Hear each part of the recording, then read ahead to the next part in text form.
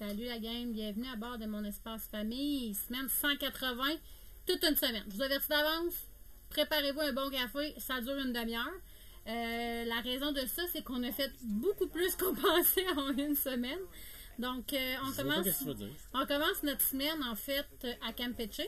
On vous a souvent dit, on est go with the flow. Fait que, on y va avec notre feeling, tout ça. Puis ben, cette semaine, on est un excellent exemple, c'est-à-dire que vous allez voir qu'on part à Campeche et qu'on termine en fait le Mexique cette semaine. Alors, Campeche est une belle surprise pour nous. En fait, c'est une ville... il y avait une fortification. En fait, il y avait les Mayas là, en premier. Oui.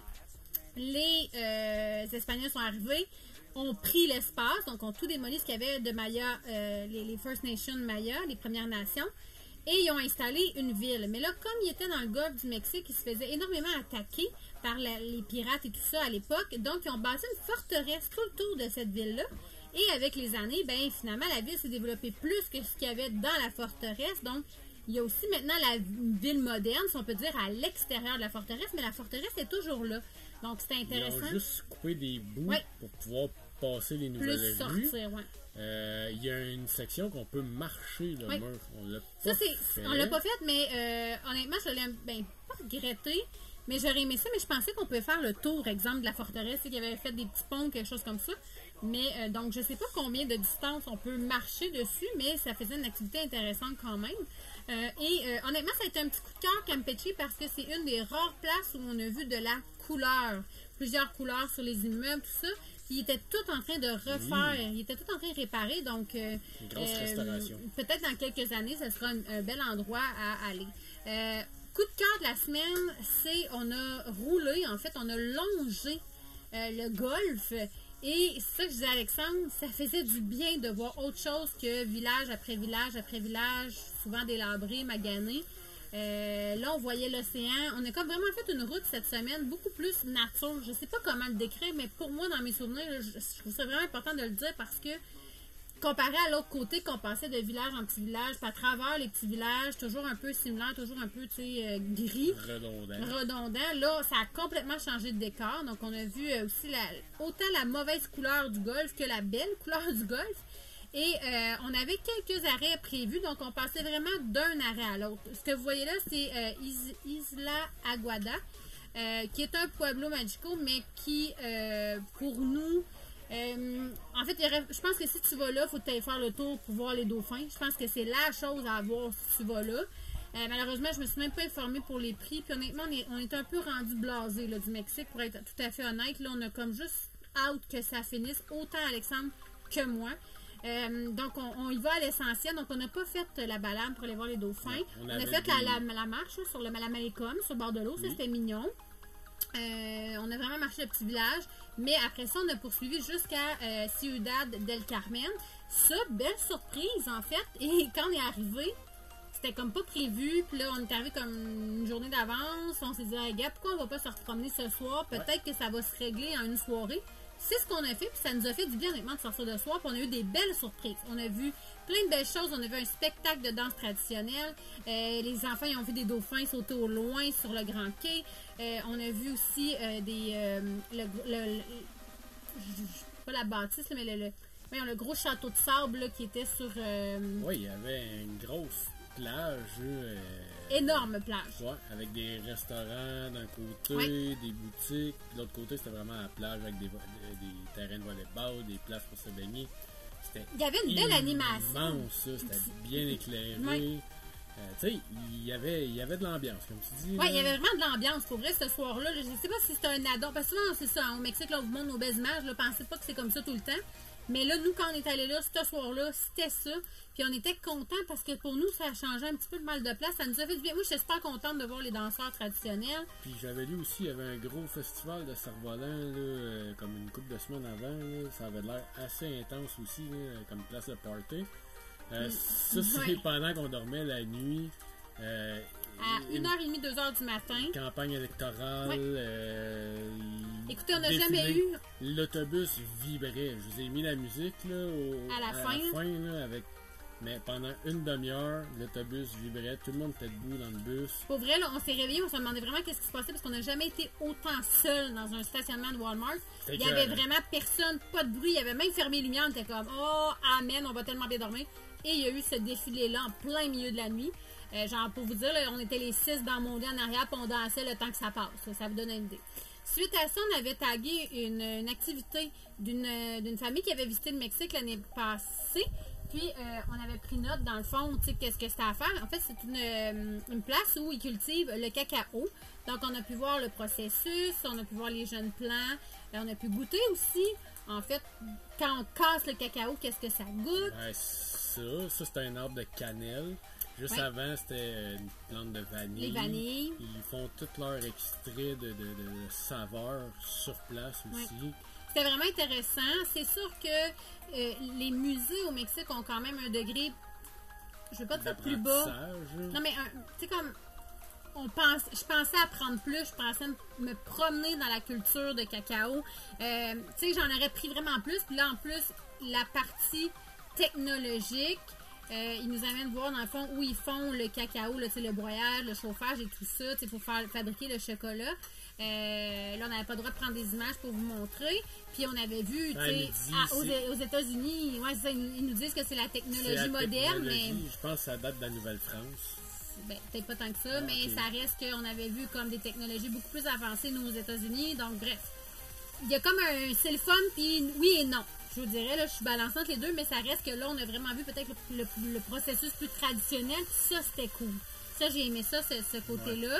Il y avait des chocolats délicieux. Malheureusement, la boutique était fermée quand nous, on a fini notre tour. Ouais, ça fait comme ça fait 2 fois au Mexique que ça nous arrive. Ça nous arrive, tu sais, on arrive là, fin de journée, c'est correct, tu sais, on fait le tour, pas de trou. Mais ils nous avertissent pas que finalement, la boutique, elle va être fermée à la fin. Fait que malheureusement, on aurait acheté il y avait des chocolats qui goûtaient le gâteau congélateur de Grand Mani. On aurait vraiment aimé ça d'en acheter pour se gâter. Bref, ça n'a pas fonctionné. On poursuit, on passe à une autre activité, on continue la route et on décide d'aller... en fait, j'avais comme trouvé un parc de dinosaures. Je pensais que c'était gratuit. On arrive là, finalement, c'était un gros site style à la Walt Disney, mais format mexicain. Fait qu'on s'en ouais, on se dit, bah, on y va. Ah, on y va. C'était très différent. C'était dans l'époque médiévale. Puis ça touchait une corde très sensible à Gabriel. Et donc, on décide qu'on le fait, peu importe le prix. Je pense que ça a coûté comme 40 quelques dollars. Là. Fait qu'on fait ça, il y avait le parc de dinosaures, il y avait le parc de dragons, il y avait des pièces de théâtre, il y avait une mise en scène médiévale. Selon la journée que tu y vas, il y a plein de spectacles et tout ça. On y avait le gros château, il y avait une exposition aussi qui parlait de l'époque médiévale. Et il y avait aussi le musée de la torture, qui était comme pas prévu, mais qu'on avait dans nos billets. Bon, ça a été c'était intéressant. En fait, on a appris beaucoup de choses sur cette époque-là. Ça, c'est vraiment le côté wow et le fun. C'était peut-être un petit peu intense pour notre mini Raphaël, mais on a réussi à le faire. Il vient d'arrêter de faire les cauchemars. Non, arrête, c'est pas vrai. Il n'a pas fait de cauchemar. Il a fait ça comme un pro. Okay. On a fait aussi du tir à la hache et du tir à l'arc. Lancer de la hache. Lancer de la hache, pardon. Donc, on a eu beaucoup de plaisir et on a fait aussi une tyrolienne qui était compris, en fait, dans notre billet d'entrée. Ça, c'était pas prévu. On rentre, on paye pour tout le monde, on ne catch pas trop qu'est-ce que c'est. On fait faire les enfants. On va être honnête avec vous, tu sais, faire une tyrolienne ou des manèges au Mexique, moyen sécuritaire pour nous, là, tu sais, on voit les installations, on est comme, pas sûr. Les enfants le font, ok, parfait, ils survivent, ils sont pas trop pesants, c'est bon. Et là, les enfants nous mettent au défi parce que là, dans le fond, tu sais, c'était compris dans nos billets à nous aussi. Et là, ils disent, non, papa, maman, vous aussi, vous le faites. Ah là, moins trippé. Vous allez voir, là, Alexandre, est-ce que tu as mis le son? Non. Ah, c'est parfait, parce que là, moi, je crie tout le long, je vous déteste! Pourquoi j'ai 4 enfants? Tout le long de la tyrolienne. Bref, ben finalement, on est bien content de l'avoir fait. On a sorti notre zone de confort. C'est ce qu'on enseigne à nos enfants à la semaine longue. Fait que cette fois-ci, c'est eux qui nous ont poussé. Ouais. On pouvait monter aussi dans les tours du château. Ça aussi, c'était cool. Ouais. C'était beau. Tu voyais toute la vue, tout ça. Il y a un planétarium aussi sur place. Donc, c'est vraiment comme un gros espace de plein de choses que tu peux aller voir. Risaba aussi, ça a été intéressant, quoique rapide quand même, avec tout ce qu'on a vu avant. Oui. Mais on est encore allé se promener de soir dans cette ville-là. Oui, c'est vrai. Ça, malheureusement, il aurait fallu avoir un petit peu plus de temps de jour. Oui. Parce que ce que vous pouvez voir, c'est il y a comme une promenade sur le bord de la rivière. C'est pas une rivière, là, mais de l'égout. mais eux, ils appellent ça une rivière. Puis tu peux te promener tout le long. C'est vraiment long, là. Tu peux longer la rivière vraiment longtemps. Puis il y a comme des espaces animaux. Donc, il y a comme un zoo à côté de la rivière. Donc, il y a des tigres, il y a des hippopotames, il y a un paquet d'animaux. Fait que là, nous, malheureusement, on est retourné ce soir parce que je voulais pas les manquer. Mais là, c'est ça, il faisait quand même sombre. On a réussi, par exemple, à voir les tigres vraiment proches. Ouais, vraiment proches. Le monsieur à côté de nous autres a touché sa patte au travers de la grille. Ouais, le tigre, il n'a pas aimé ça. Non, mais tu sais, ça, c'est ça. C'est quand même impressionnant de les voir aussi près, de les observer aussi près. Malheureusement, ça, c'est ça. Vu qu'on était le soir et qu'on avait comme décidé de poursuivre la route le lendemain, regardez, là, on arrive. Là, ça, c'est l'espèce de rivière. Puis là, on marche des petits ponts, puis les petits trottoirs, puis on voit les animaux. Fait, on aurait pu tout longer la rivière puis en voir encore plus. On a vu des kangourous, c'est vrai, j'avais oublié. Donc, tu sais, ça, c'était un petit côté cuteness. On dormait à côté de l'église, c'était génial. Et là où c'était vraiment beau, par exemple, c'était à Orizaba, le palais, le palacio du gouvernement, Dominique? Au municipal. Le palais municipal, le bureau de l'hôtel de ville, merci, je cherchais. Magnifique, vraiment là, dans les plus beaux qu'on a vus dans le Mexique, de toute beauté. Autant de jour que de soir, mais de soir encore plus beau avec l'éclairage. Et le Hiverne. C'est un hôtel-restaurant aussi. Palacio de Hiverne, merci Dom. En fait, ça c'est une bâtisse au complet qui a été construite, designée en Europe et qui a été emmenée et remontée avec un plan comme un module réduit là. Donc et c'est entièrement en métal. Donc tu sais, ça c'était quand même impressionnant et encore là beaucoup plus beau de soir. Fait qu'au final, je pense qu'on était on a bien fait les choses comme on voulait les faire. On avait un petit feu de forêt aussi dans les montagnes. En arrière de l'église, qu'on était. C'était quand même particulier quand même. C'est ça. Puis, tu sais, les gens disent, pourquoi si c'était beau, pourquoi vous n'avez pas pris une journée de plus, mettons, mais c'est parce que ça faisait débouler tout le reste du voyage. Ben ça, puis faut le dire, là, on était épuisés du Mexique, là, pour vrai, on a comme atteint notre limite, notre saturation, parce que oui, on vous montre de belles choses, mais j'aurais pu vous montrer 4 fois le temps que je vous mets là en positif, j'aurais plutôt vous mettre 4 fois la quantité de vidéos de pas beau aussi. Oui. Fait que nous, on le vit, le pas beau, on vous les épargne un peu parce que dans le fond, vous mettre que le négatif, ça serait poche. Ça serait facile et poche, tu sais, que vous de pas vous inspirer, mais sachez qu'il est présent partout au Mexique, là, tu sais, c'est pas un pays développé au complet, donc il y a beaucoup de zones où c'est très ciment, gris, pas beau, des déchets, tu sais. Là, nous, on a atteint notre limite, on dirait que je serais me justifier, mais c'est ça que j'essaie de faire. Bref, on a continué notre route, on est arrivé à Puebla. Activité intéressante, on est allé visiter le système d'égout, en fait, l'aqueduc où l'eau passait. Là, on pouvait marcher dedans. Ça, c'était vraiment intéressant. C'était bien fait. Il y avait quelques pancartes qui expliquaient. On est allé aussi, bien sûr, se promener en ville, comme on fait à chaque ville. On a vu des sapristis de belles églises, mais vraiment une chapelle en particulier qui était complètement recouverte d'or. C'était de toute beauté. Pour vrai, là, on rentrait dans l'église, j'étais comme, OK, c'est pas les photos que j'ai vues, c'est bien d'autres. C'est pas celle-là, la prochaine que vous allez voir. Puis j'étais comme, OK, d'accord, ah oui, mais... Puis finalement, c'était incroyable. Pour vrai, là, on regardait, nos yeux ne s'habituaient pas. Une belle bibliothèque aussi, qui est comme une espèce de virant musée, archive, qui était incroyable. Il y avait l'architecture de Puebla était belle, il y avait plusieurs couleurs. Ça aussi, ça faisait du bien. Puis il y avait... cool aussi. Comment ça s'appelait, la céramique sur les murs? Ah! Regardez, ça, c'est la petite chapelle toute dorée que je vous parlais. Il y avait aussi un style d'art baroque qu'on voit... Non, pas du tout. Je m'excuse, j'ai oublié le nom. Mais bref, dans le fond, c'est un mélange de céramique, ciment... Puis les font des mosaïques avec ça. Donc ça, c'était vraiment cool. C'était vraiment différent. Pour vrai, Puebla était un coup de cœur. Au même titre que Morelia. Donc, tu sais, dans les villes à ne pas manquer, je vous dirais que c'est une des villes les plus colorées qu'on a vues, nous. Avec l'architecture incroyable aussi. Nous, on se rend compte qu'on aime vraiment ça, l'architecture. On a vraiment développé un amour de l'architecture. Donc, ça a été notre virée à Puebla. On a vu aussi le volcan au loin qui peut... Petit cacapette? Non. Petit cacapouette? Ouais, là, c'est bon. On ne dira pas le nom parce qu'on c'est clair qu'on ne l'aura pas. Et autre coup de cœur, c'est que le lendemain, j'avais vu un parc avec des reconstitutions de plein de monuments là, à travers le monde en miniature. Puis je disais, je pense que c'est gratuit, puis je pense que ça va être le fun. Et comme des faits, c'était vraiment le fun. C'était très grand finalement, c'était complètement gratuit. Et on faisait comme un tour du monde à travers les immeubles très connus de la planète. Donc, vraiment intéressant. Il y avait même de la petite musique et tout. Donc, il y avait des pancartes, des explications de quel pays c'était. C'est drôle parce qu'on disait que quand on est allé là, on était comme c'est bizarre. C'est comme si on était en train de faire une visualisation d'un futur peut-être. Donc, c'était vraiment étrange de se promener à travers tout ça. Les garçons voyaient des endroits où eux autres veulent aller, tu sais, où eux autres veulent aller voir. Donc, c'était vraiment intéressant. C'était vraiment, vraiment, vraiment le fun. Un beau coup de cœur. Puis, un autre coup de cœur, après cet endroit-là, qu'on est allé visiter, ce parc-là, on a des amis qui sont arrêtés dans un petit village, en fait, ça a été construit pour le tourisme, un petit village style Toscane.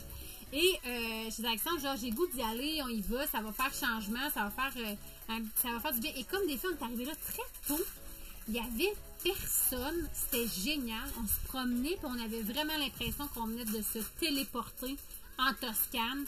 C'était magnifique. C'était vraiment beau. Et les commentaires souvent de là-bas, c'est « Hey, c'est le fun, ça me donne un break du Mexique. » Et honnêtement, c'est vraiment ce qu'on a eu comme sensation. Honnêtement, là, je pense que c'est rare là, pour vrai, mais c'est une des places où je me suis dit « Hey, ça, c'est plate qu'on voyage en famille. » Je me serais vue aller souper avec mon amoureux, là, le soir avec l'ambiance, tout, là. Ça donnait le goût de ça. Mais en même temps, il n'y avait pas plus quelque chose à faire. Non. C'était des petites boutiques, des restaurants. Ouais. Des petites boutiques plus chères, des petits restaurants plus chers. C'est pas vraiment quelque chose qu'on recherche dans notre voyage, correct, mais là, ça a fait du bien. Si vous passez par là et vous voulez casser le beat un peu, ben... Proche de Puebla, c'était vraiment pas loin. C'était quelques minutes de Puebla. Donc, en tout cas, nous, c'était le fun. Ça a fait un petit, une petite folie. Et parlant de folie... Quand je disais aussi qu'on pouvait pas trop retarder, c'est parce que ça décalait cette activité-là, puis il n'y avait pas de place dans la fin de semaine, tout était booké. Ben ça, et c'est ça, c'est que les dernières activités qu'on voulait faire du côté Est ne devaient pas être faites dans le week-end, et là, on débordait jusqu'au samedi. Donc, on était un peu avec contre cette montre-là, en fait. Et donc, une folie qu'on avait fait, en fait, que ce qui est prévu depuis l'année passée, c'est le tour de Montgolfière. Nos amis Sam et Jess de Schooly.ca l'avaient fait l'année passée. Et là, moi, l'année passée, j'avais fait parfait. C'est où? C'est combien? Comment ça fonctionne? Donc, ça, c'était un énorme goal qu'on avait cette année au Mexique. C'est un cadeau de Noël des enfants de la part de la famille. Les familles donnent des sous. On les met toujours de côté, puis quand on a des grosses bulles au cerveau comme ça nous permet en fait de faire ces folies-là, de les vivre en famille. C'était incroyable. Là, je sais qu'il y a beaucoup de gens qui étaient comme « Hey, non, mais vous n'avez pas le vertige, mon Dieu, je ne serais jamais capable, je pourrais pas. » Honnêtement, là... C'est super smooth. C'est vraiment... C'est doux.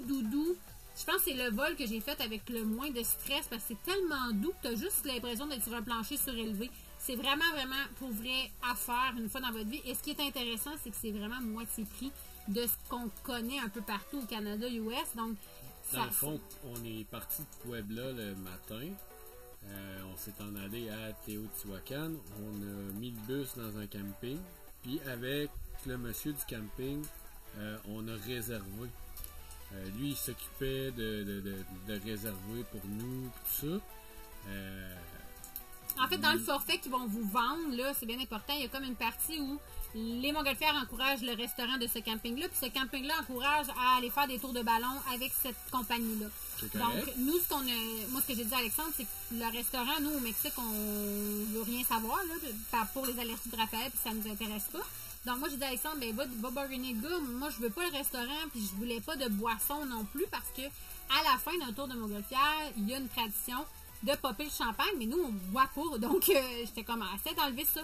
Donc, finalement, on a réussi à dealer pas de restaurant, juste aller faire le tour de ballon, mais là, il nous a amené avec le transport. Donc, tu sais, je pense qu'on aurait pu encore plus dealer pour se rendre avec notre auto, ça se serait rendu aussi, là. Il aurait pu, tu sais, on aurait pu le faire comme ça. Mais là, c'était comme une espèce de tout inclus. Les enfants n'étaient pas au courant, ils se sont levés le matin, on s'est levé à 5 heures. Pourquoi qu'on se lève à cette heure-là? Ah ouais, ils étaient tous perdus. Mange, habille-toi. Mange, habille-toi, on part. Le monsieur est venu nous chercher.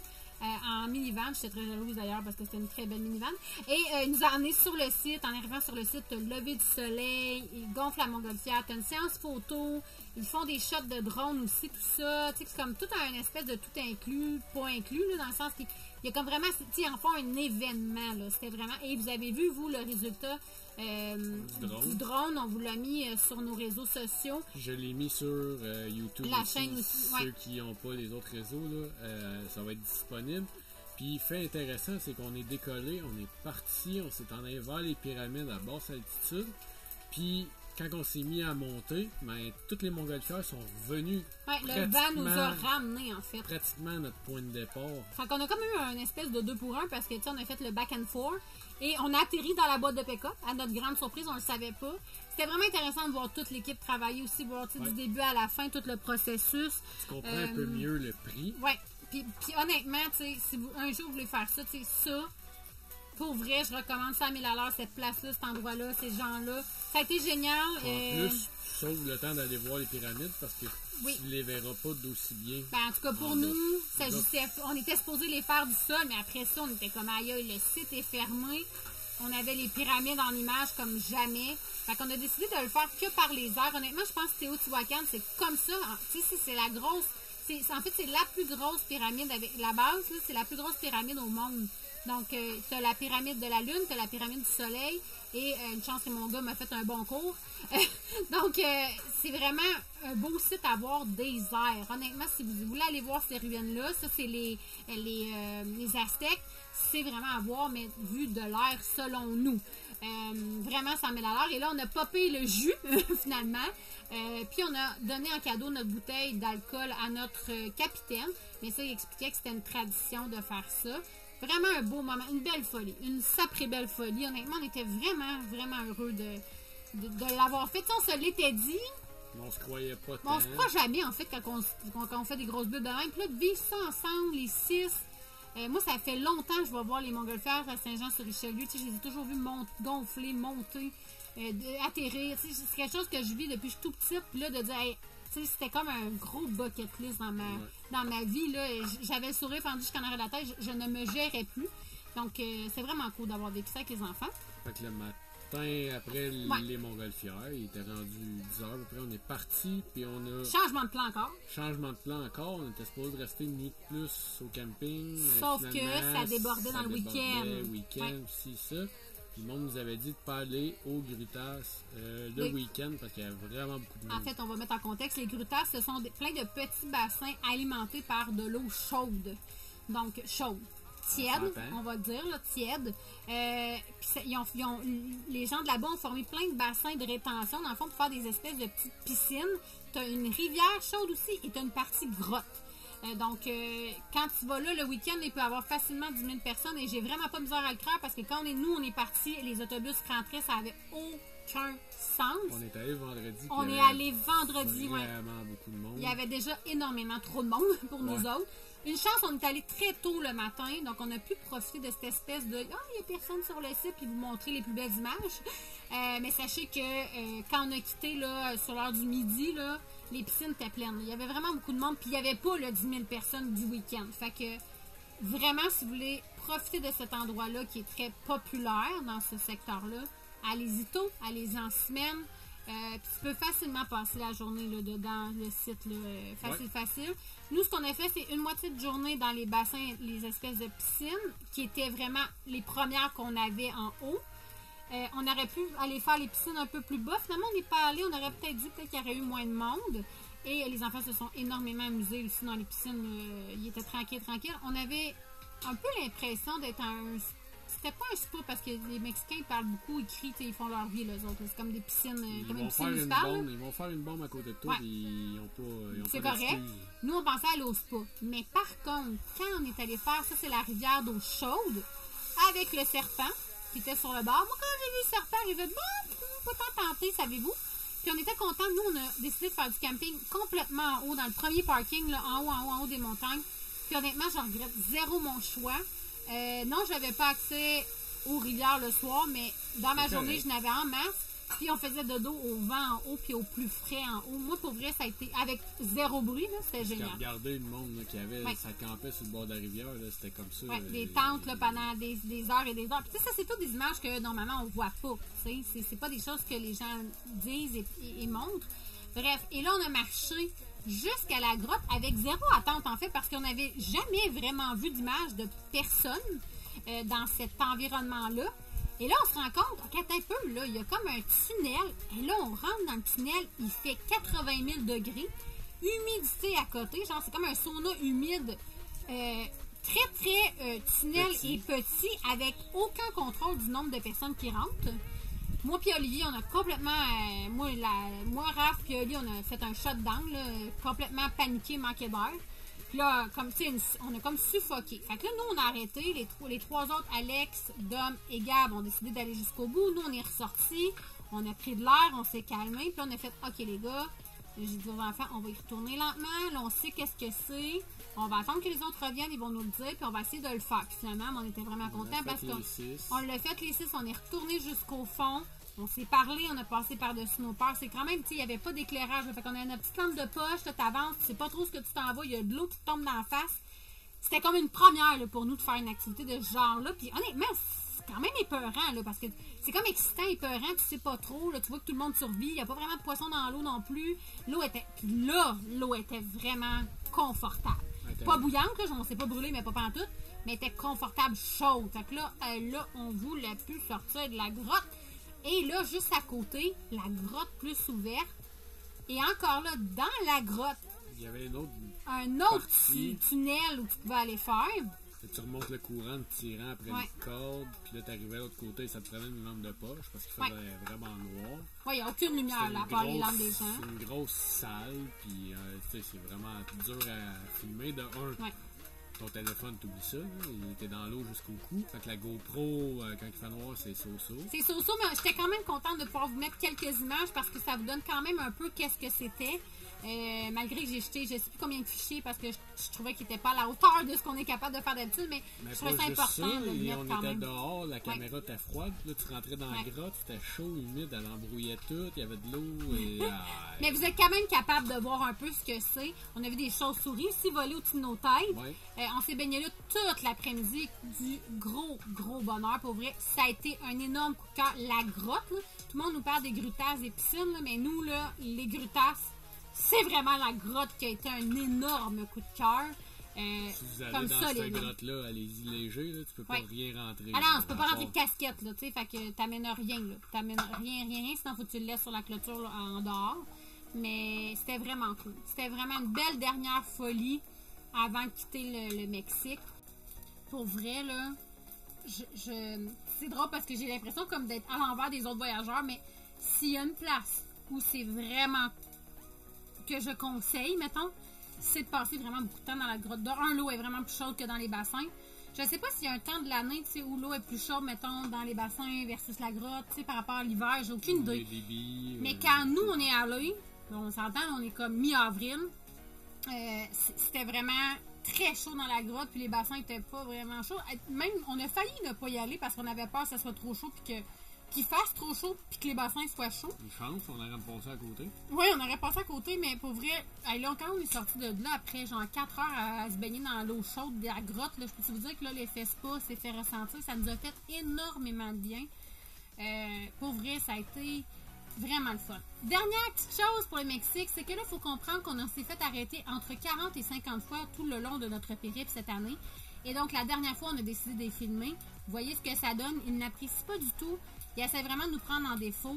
Pour tout puis pour rien. Pour tout, pour il m'a rien. donné à peu près 53 raisons. Il voulait voir mon vrai permis parce que la photocopie s'était passée. Fait que j'ai dit à ma blonde, sors le Kodak. Et du moment qu'on a sorti le Kodak, ils sont partis en fait, là, c'est fou. Là. Fait que, de toutes les sortes de police. Là, pour payez jamais, c'est le mot d'ordre. Puis ils vont peut-être cette année à un moment donné des gringos comme nous autres. Ciao! Et voilà, le Mexique, c'est terminé!